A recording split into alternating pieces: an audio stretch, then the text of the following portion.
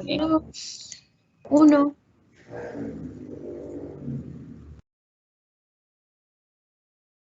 Listo, buenas tardes. Mi nombre es Mabel Janet Guayacundo Ramos, docente del Politécnico Gran Colombiano, y pues hoy los voy a acompañar en este webinar Hablemos de Educación Inclusiva. Bueno, para hablar de educación inclusiva, lo primero que debemos referirnos, lo que vamos a abordar hoy está en relación a dos textos que les voy a recomendar. Uno es el texto de Educación Inclusiva, Estado de la Cuestión y Balance Analítico, de Miñana y Moreno, docentes de la Universidad Nacional. Y el segundo texto es Educación Inclusiva, Atención a la Diversidad, de Mena, Rueda y Echeita, docentes de la Universidad Autónoma de Madrid. Entonces, los conceptos que vamos a abordar hoy frente a educación inclusiva están en relación a estos dos textos. Entonces, para hablar de educación inclusiva, primero necesitamos hablar de dos conceptos, ¿sí?, que se interrelacionan y que nos permiten hablar de educación en el contexto de inclusión, en el contexto educativo. Entonces, primero vamos a hablar de la exclusión social y de la inclusión social. ¿Qué entendemos por exclusión social y por inclusión social? Y desde cuándo, digamos que venimos abordando estos conceptos. Entonces, cuando hablamos de exclusión social, estamos hablando que más o menos en el siglo XIX, desde el campo de la sociología, se empezaron, digamos que a estudiar, podríamos decir, a estos grupos marginados o estos sujetos que se salen de la norma. Sin embargo, el concepto de exclusión, podemos decir que se empieza a utilizar a mediados de los 60 en el siglo XX, y precisamente se utiliza para hacer referencia a esas personas que están en condición de marginalidad. Bueno, incluso en ese momento el secretario de Estado de Francia pues habla también o plantea también un texto que se llama Los excluidos, un francés de cada 10. Posteriormente, en la década de los 80, digamos que este término de exclusión social se emplea con más frecuencia, digamos que se acuña en un discurso de orden más cotidiano, ¿no? Entonces, en esta década de los 80 surgen diversas categorías que plantean esa exclusión como esas desventajas que se dan a nivel social y se relacionan con el concepto de pobreza, ¿no? Entonces, digamos que este término de exclusión social ya empieza a ser utilizado, por ejemplo, por la Organización de Naciones Unidas, por la Organización Internacional del Trabajo y por el Banco Mundial. Digamos que ya haciendo más relación a esa desventaja social en relación con la pobreza. Bueno, digamos que después se viene utilizando este término y hoy existen variedad de definiciones que hacen énfasis en cómo esa exclusión social se trata de un fenómeno multidimensional, acumulativo, en la que coinciden procesos y situaciones de privación que amenazan ese lazo social que une a los individuos con los grupos en la sociedad. Podemos también plantear digamos que de aquí, de estas definiciones o abordajes de este concepto, surgen diversos trabajos también de orden estadístico que buscan como identificar esos grupos en riesgo, ¿no? Digamos que la utilización en el lenguaje común, que empieza a ser cada vez más común de este concepto, pues empieza a desligar ese concepto de exclusión social de la propuesta inicial de la sociología, donde nos hablaban de esa disolución del tejido social, que no necesariamente se da por solos factores económicos, ¿no?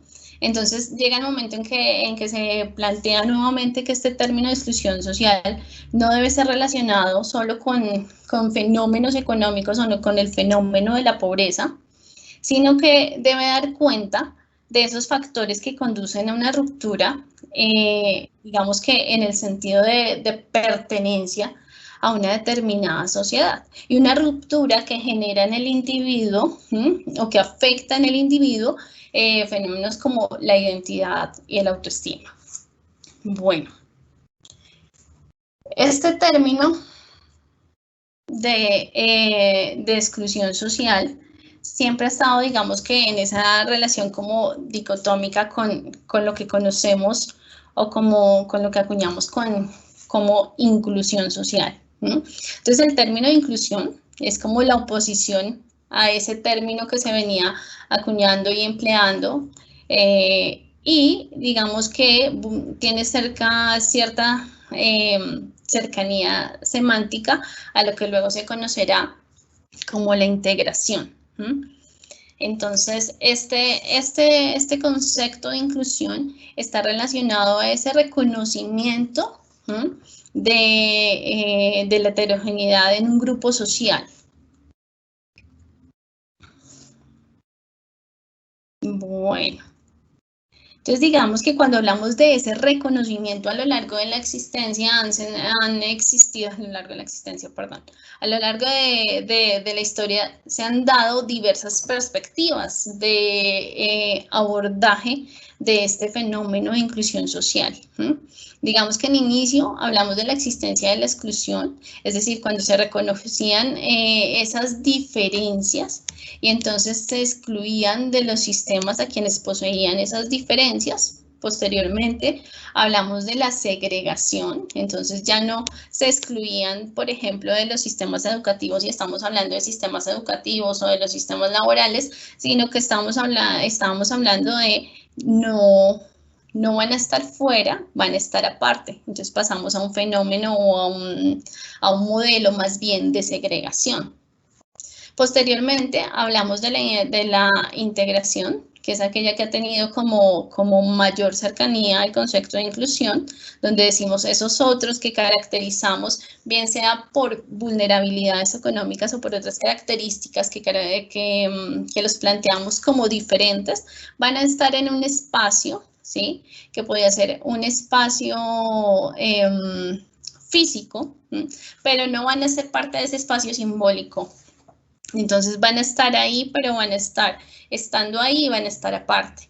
Y llegamos a lo que consideraríamos la inclusión, que es esa posibilidad de estar todos digamos que en equidad, ¿sí? Porque en algunos momentos se ha planteado que en igualdad de condiciones, pero la igualdad no sería el término o el concepto más propicio, pues porque si hablamos de igualdad de oportunidades, por ejemplo, estaríamos hablando de no tener en cuenta esas desventajas iniciales y contextuales, podríamos decirlo. Entonces, cuando hablamos del concepto de inclusión, estamos hablando que este concepto es dinámico, que incluso se combina, podríamos decirlo, con ciertas situaciones de exclusión, y que estas situaciones de exclusión pueden vincular o producir más bien nuevas situaciones. Estas nuevas situaciones se van a dar en relación a esas expectativas individuales o colectivas y a las decisiones organizacionales o institucionales. Cuando ya hemos clarificado un poco estos conceptos, ¿sí? De exclusión y de inclusión, vamos a centrarlo como en el marco de la actividad educativa. Entonces vamos a hablar de exclusión escolar e inclusión escolar. Digamos que la educación, ¿sí? Ha sido consagrada un derecho básico desde el año 1948 en la Declaración Universal de los Derechos Humanos, pues que fue acogida por la Organización de Naciones Unidas, y también en la Declaración de los Derechos del Niño. Sin embargo, este proceso, a pesar de ser declarado un derecho básico, se ha ejercido desde sus inicios, ¿sí? De una manera que podríamos denominar excluyente, que tiende a la estigmatización y a la clasificación. Entonces, los procesos educativos están en la capacidad de promover esa movilidad social, ¿sí? Que nos lleven a esa inclusión, o están en la capacidad de ahondar en esas desigualdades sociales, que nos lleven a ese concepto que hemos desarrollado, que está en relación con la inclusión. No sé si hasta ahí hay preguntas, estoy revisando y creo que no tenemos preguntas o participaciones hasta el momento. Entonces, esa capacidad que tienen los procesos educativos han hecho que en ocasiones podríamos decirlo, con la intención de promover esa inclusión social, terminan siendo incluso más excluyentes. Entonces, la educación en muchos momentos y en muchas fases de su desarrollo, los sistemas educativos han sido más un mecanismo de exclusión que va a legitimar el éxito de las personas con mayores actitudes o habilidades y que va a propender por un modelo de educación que apunte a la competencia o a la competitividad. Y esto, digamos, que se aleja de lo que consideraríamos en este momento una educación inclusiva, que cuando hacemos referencia al término educación inclusiva estamos diciendo que es una educación donde que esté hecha para todos y para todos, donde todos tengamos cabida. Cuando hablamos de esa inclusión escolar, estamos hablando, cuando ustedes lo ven aquí en la imagen, esa delgada línea que hay entre incluir y excluir, ¿no? Este fenómeno de inclusión es un fenómeno que es dinámico y que es complejo, y que se puede abordar desde diferentes perspectivas. Digamos que la inclusión se ha abordado desde diversas políticas que están como en relación a esta imagen que les mostraba cuando hablábamos de la manera de abordar este fenómeno. Digamos que las políticas educativas también han cursado por cada una de estas fases, han cursado por tender a la exclusión, ¿sí? Cuando aquellos estudiantes que no pertenecían, digamos, o que no cumplían con la norma, estaban fuera de los sistemas educativos. A la segregación, cuando se hablaba de aulas en condiciones especiales y espacios físicos determinados solo para ellos, a la integración, cuando hacían parte de los sistemas educativos o de las instituciones o de las concentraciones educativas que podríamos denominar regulares, pero manteniendo un espacio como también un espacio simbólico que perpetuara esa división, podríamos decirlo. Y hemos pasado a hablar también del fenómeno de la inclusión. Entonces, cuando hablamos de educación inclusiva, hablamos de una educación de calidad, es decir, una educación que esté dada para todos y para todas, pero que propenda por esa equidad, ¿sí? Entendiendo que esa equidad precisamente, que cuando hablamos de esa equidad es sensible a las diferencias de los seres humanos, y esas diferencias que en condiciones de vulnerabilidad deben ser compensadas para que aquellos que participan de los procesos educativos alcancen, podríamos decir, que un nivel similar de logro. En el desarrollo diferencial, podríamos decirlo, de sus capacidades. Entonces, cuando hablamos de educación inclusiva, estamos apuntando a esto. Digamos que esta educación inclusiva, para que podamos hablar que el fenómeno o que este modelo más bien de educación inclusiva se está dando, pues debemos hablar de tres elementos que podríamos decir que es la intersección de estos tres elementos según Mena y colaboradores. Son la intersección de estos tres elementos los que nos permiten llevar a cabo un verdadero proceso de inclusión o una verdadera inclusión, una verdadera educación inclusiva. Entonces, Esta inclusión tiene estos tres elementos que son la presencia, la participación y el aprendizaje. Cuando hablamos de la presencia, estamos hablando de espacios físicos que están en capacidad de acoger a todo el alumnado. Y digamos que en cuanto a políticas de presencia, las políticas educativas de nuestro país han mostrado, digamos que grandes avances o se encaminan hacia esto, pero nos falta ahondar en los elementos de participación y de aprendizaje. Esos elementos, cuando hablamos de participación, estamos hablando de hacer que los estudiantes dentro de los espacios educativos se sientan reconocidos, y reconocidos con la posibilidad de construir su identidad, ¿sí? En términos de lo positivo y no en términos del déficit, no en términos de aquello que los caracteriza o que los hace vulnerables o que solemos decir que los hace vulnerables, sino en términos de sus potencialidades, podríamos decirlo.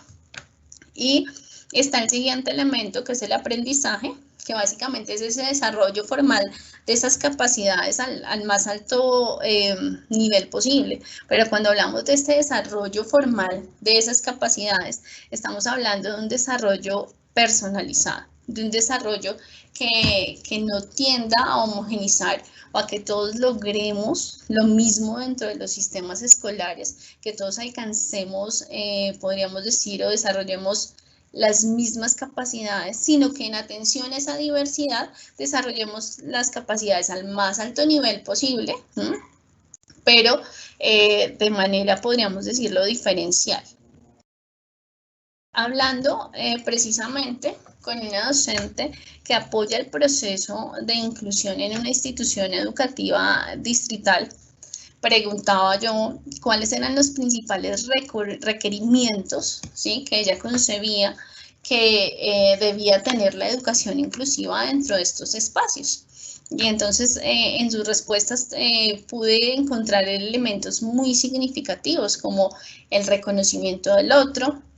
Sí, el reconocimiento del otro lo podríamos poner también en términos de Maturana como un legítimo otro. El reconocimiento de esas habilidades diversas, ¿sí? Lo decía, no sé si tuvieron la posibilidad también de participar en el webinar del profesor Héctor, donde nos hablaba de ese discurso del déficit y nos planteaba la importancia de comprender que hay diversas formas de estar en el mundo. Entonces, es esa importancia de reconocer esas habilidades diversas que poseen nuestros estudiantes. Otro requerimiento que ella nos planteaba que era importante para el trabajo o para, podríamos decirlo, para la educación inclusiva, era el trabajar con redes de apoyo. Estas redes de apoyo son, hacía referencia a esta docente, a los padres y a la comunidad educativa en general. Cómo todos aprendemos a reconocer esa diferencia como una potencialidad y no como una desventaja. Como algo que puede enriquecer los procesos educativos en conjunto y no como algo que debe ser solamente atendido para ser superado, por ejemplo. Y también nos planteaba acá en estos elementos ese reconocimiento de diversas formas de estar y de aprender, pero la implicación que tiene esto también para la existencia de diversas formas de enseñar. En cuanto a eso quería mostrarles, voy a compartirles en este momento, voy a salir de acá, les voy a compartir acá, en este momento les dejo de compartir aquí mi pantalla, les puedo dejar de compartir acá, les voy a compartir acá un video. Es un video que suelo compartirles también a mis estudiantes de educativa. No sé si ahí estoy compartiendo, esperen un segundo. Sí, nos estás compartiendo, pero en este momento estamos viendo el chat. Perfecto, permíteme un segundo. Listo, ya me están compartiendo, les estoy compartiendo y ya. ¿Estamos? Perfecto. Listo, Gabriela. Tú me cuentas también, por favor, si hay sonido. Claro que sí, a ver. 4 esquinitas de nada. Cuadradito juega con sus amigos. Ring, es hora de entrar en la casa grande. Pero Cuadradito no puede entrar. No es redondo como la puerta. Cuadradito está triste. Le gustaría mucho entrar en la casa grande. Entonces se alarga, se tuerce, se pone cabeza abajo, se dobla, pero sigue sin poder entrar. ¡Sé redondo!, le dicen los redonditos. Cuadradito lo intenta con todas sus fuerzas. ¡Te lo tienes que creer!, dicen los redonditos. ¡Soy redondo! ¡Soy redondo! ¡Soy redondo!, repite Cuadradito. Pero no hay nada que hacer. ¿Qué podemos hacer? Cuadradito es diferente, nunca será redondo. Pues te tendremos que cortar las esquinas, dicen los redonditos. ¡Oh, no!, dice Cuadradito. ¡Me dolería mucho! Los redonditos se reúnen en la sala grande, hablan durante mucho tiempo. Hasta que comprenden que no es Cuadradito el que tiene que cambiar. ¡Es la rueda!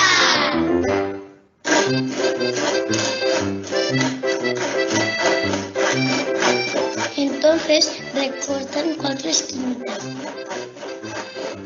4 esquinitas de nada, que permiten a Cuadradito entrar en la casa grande junto a todos los redonditos.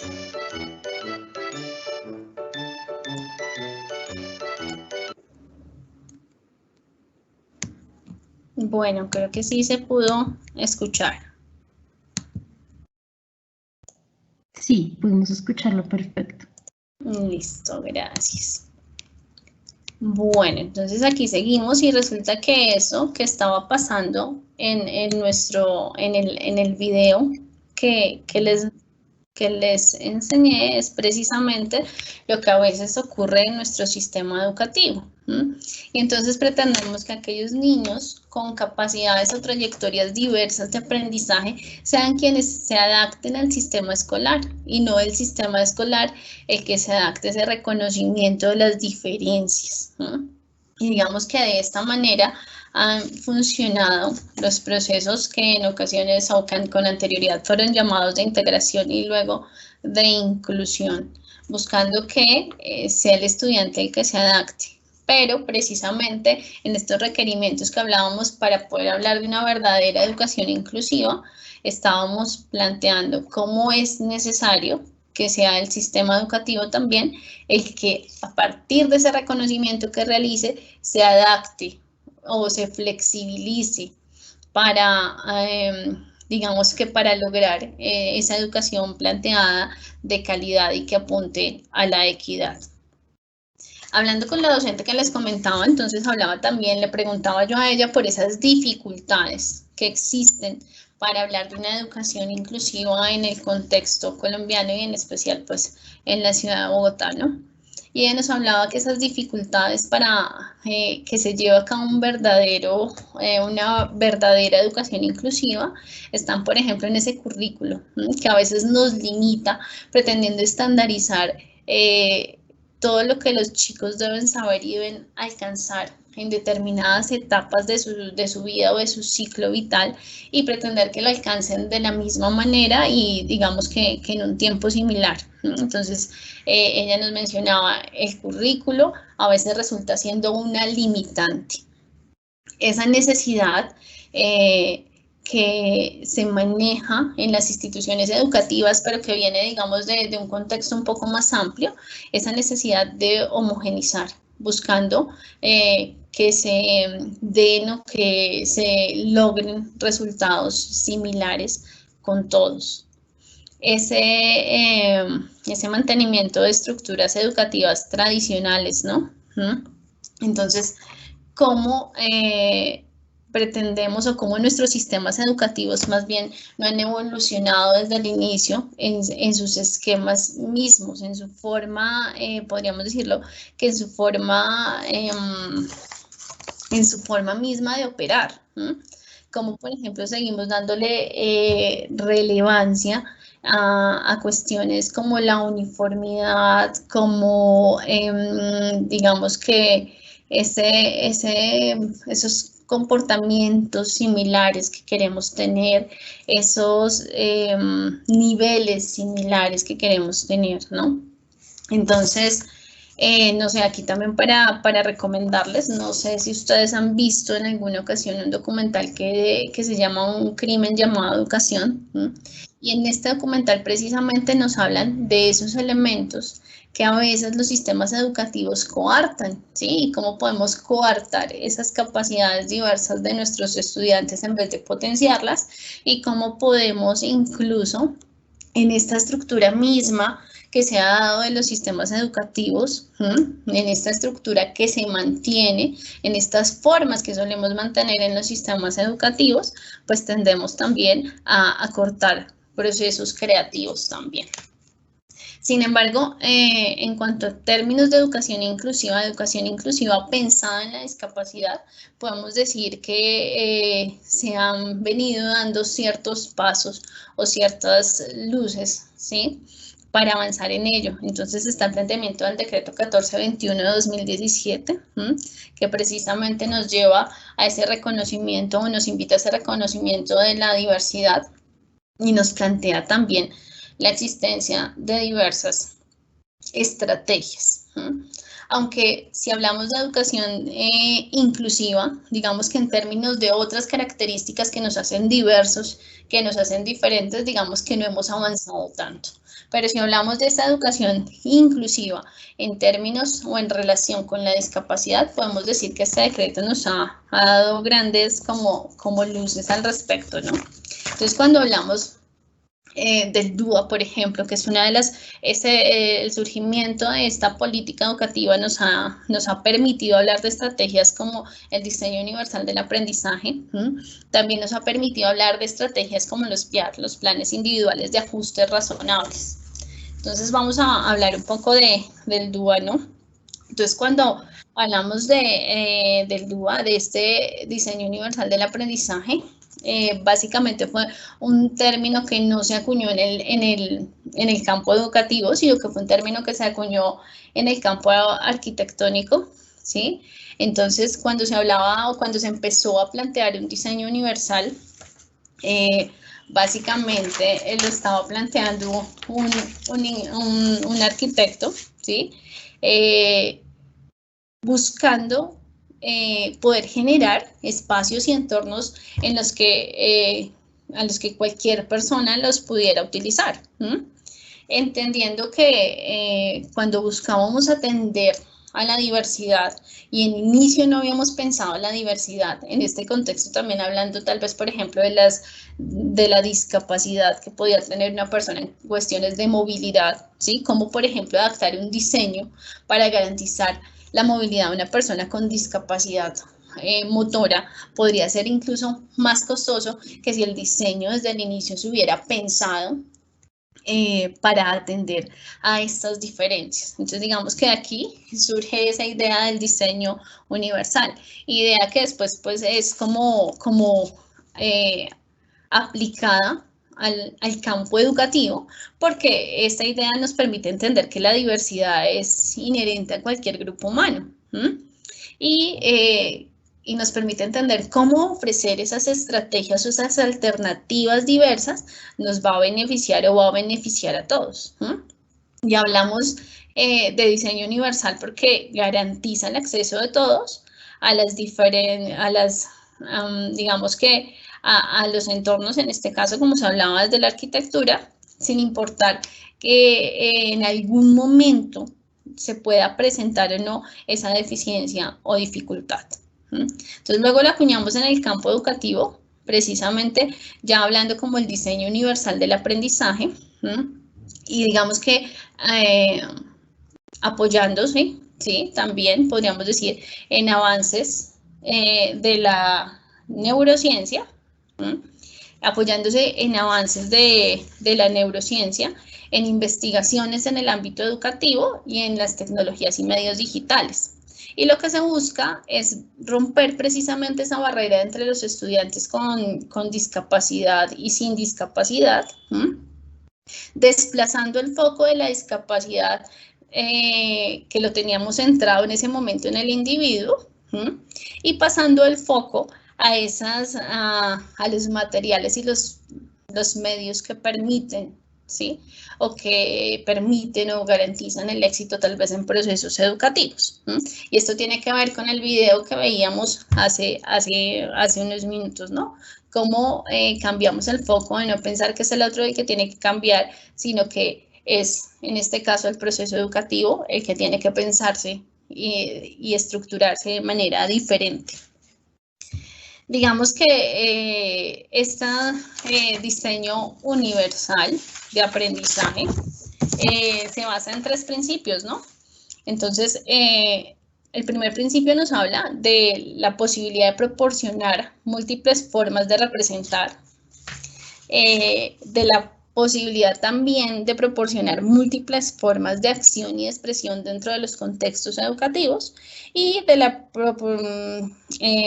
posibilidad, de proporcionar diversas formas de implicación, ¿sí? Entonces nos está hablando de que hay diversas maneras en que comprendemos los fenómenos, hay diversas maneras en que podemos expresar lo que sabemos y hay diversas maneras en que nos podemos motivar hacia lo que queremos o lo que no queremos aprender, ¿sí? Lo que deseamos y lo que no deseamos que sea objeto de nuestro aprendizaje.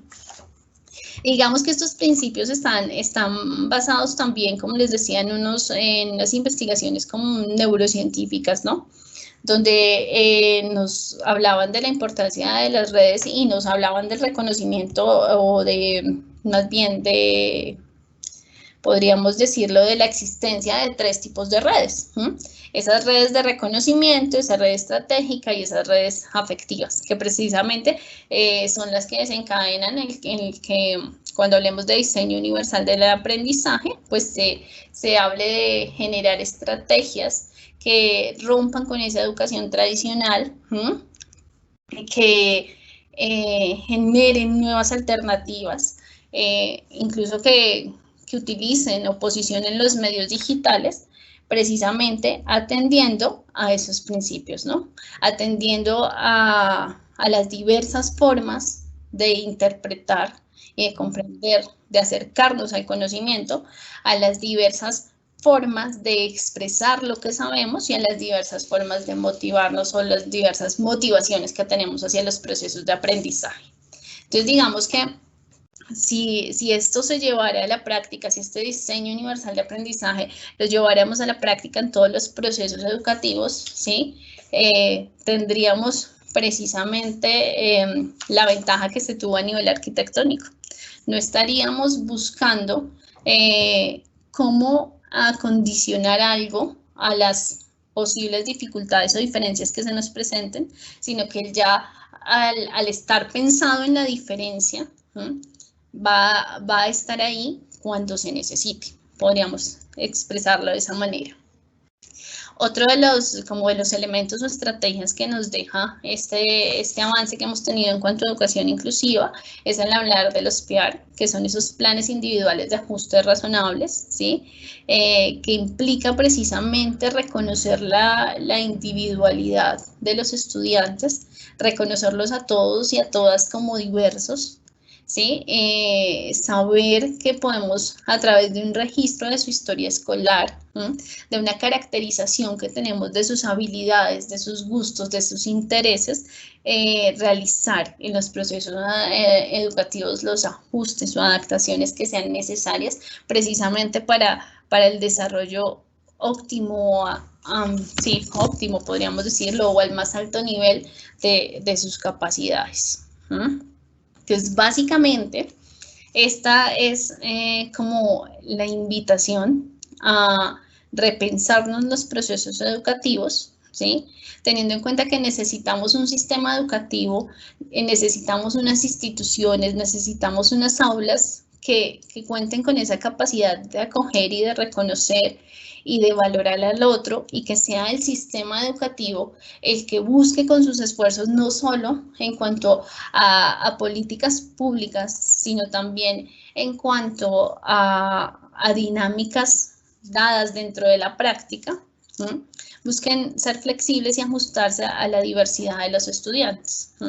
Y ajustarse a la diversidad de los estudiantes precisamente abandonando esas prácticas que buscan segregar, excluir, estigmatizar o que buscan resultados similares. No sé si hasta aquí hay preguntas. Veo que no hay preguntas, no hay aportes. También podríamos recibir en este momento. Bueno, entonces precisamente cuando hablamos de esta educación inclusiva, estamos hablando que nos enfrentamos a un gran reto, ¿sí? Y a un reto que implica mirar nuestros sistemas educativos, ¿sí? Desde cómo están estructurados, pero también mirar nuestras prácticas, ¿sí? Desde el rol que estemos desarrollando dentro de los contextos escolares, bien sea un rol de docente, bien sea un rol de orientador, de psicólogo educativo. ¿Cómo debemos mirar y cómo debemos propender porque nuestras prácticas, ¿sí? se den, se estructuren, se piensen y se ajusten en un reconocimiento del otro, en un reconocimiento de esas características que nos hacen únicos, que no deben ser siempre catalogadas como deficiencias, sino que deben ser entendidas como esas diversas formas de estar en el mundo y esas diversas formas de acceder al conocimiento. Bueno, yo creo que eso sería básicamente la temática que nos convoca, lo que quería compartirles el día de hoy. Digamos que este es un abrebocas para que ustedes puedan consultar los dos textos que les referencio. En el primer texto que les referenciaba, que es el de educación inclusiva, estado de la cuestión y balance analítico, van a encontrar capítulos que están centrados en las políticas educativas que se han desarrollado hasta el momento para hablar de educación inclusiva o para llegar al concepto de educación inclusiva que se han desarrollado hasta el momento para llegar a ese concepto de educación inclusiva a nivel internacional. También van a encontrar otro capítulo que nos habla de esas políticas que se han desarrollado a nivel nacional y nos habla de esos nuevos retos. En el segundo texto que les referencio, que es de educación inclusiva y atención a la diversidad, digamos que este texto va a estar más cercano para quienes están trabajando en el campo aplicado a la psicología educativa, porque va a hablarnos de esa implicación que tenemos como psicólogos y esas acciones que podemos desarrollar en medio de los procesos educativos para aportar a una verdadera educación inclusiva que esté construida para todos y para todas y esté siempre en búsqueda de la equidad. Entonces creo que esto es todo. No sé si los asistentes tienen preguntas, si tienen inquietudes, o podemos culminar nuestra actividad, Gabriela. Por el momento no veo registradas ninguna pregunta o comentario referente a la charla, pero sí recomendarle a todos nuestros asistentes que diligencien la lista de asistencia que está en el chat para que puedan recibir su certificado de participación. Listo, muchísimas gracias, Gabriela, y muchísimas gracias a todos los asistentes.